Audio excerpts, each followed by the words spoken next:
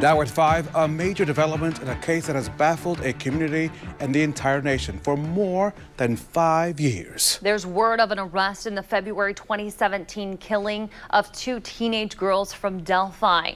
It's an announcement that could finally bring some closure to several grieving families. Our Rachel Wilkerson is in Delphi tonight with the breaking details. Rachel? Sources tell WRTV that a man has been arrested here in Carroll County. I'm told the sheriff will not be back into town until Monday. That's when the sheriff's office, Indiana State Police, and multiple agencies will be providing an update in the case that's grabbed international attention. The family tells WRTV it's hopeful. On social media, a sister said, quote, "Just know how grateful I am for all of you." She goes on to say no comments for now. The family will say more during Monday's press conference.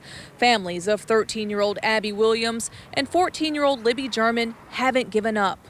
On February 13th, 2017, the girls went for a walk in the woods near the Monon High Bridge. They were never seen alive again.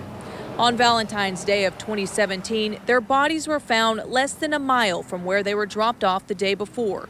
What happened between the time they were dropped off and when their bodies were found has remained a mystery for years. We're hoping to get clarity about this on Monday.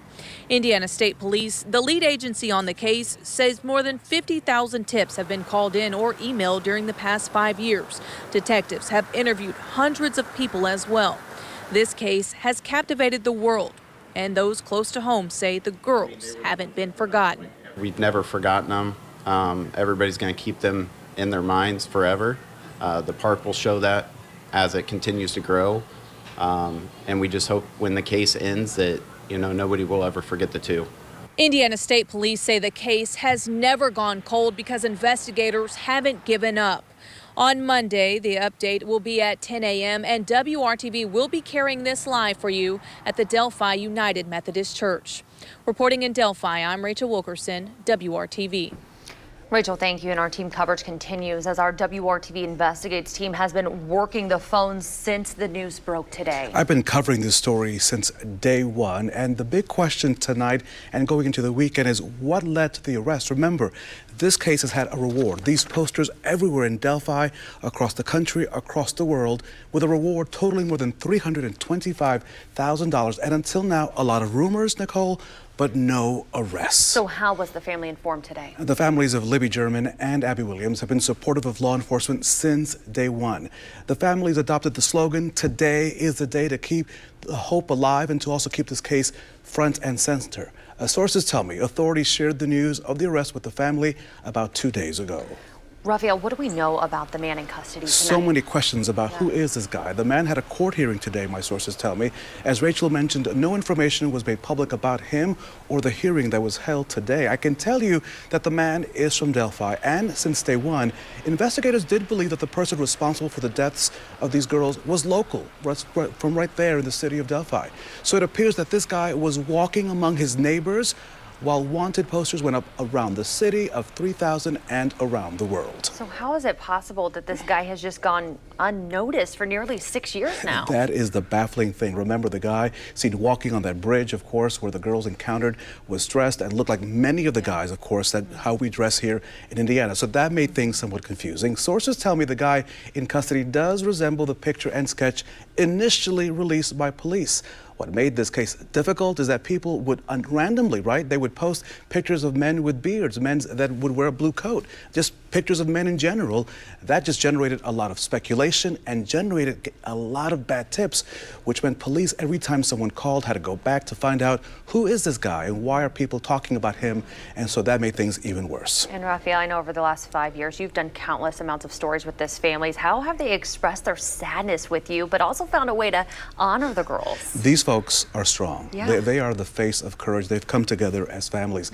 The Pattys, the Germans, the Williams families have put their heart and soul in building a memorial park in honor of the girls. We've seen the images of the park. The park has come alive. Both Abby and Libby were planning to play softball for their school, The Memorial Park, as you can see, is up and running and has already hosted several tournaments in their honor.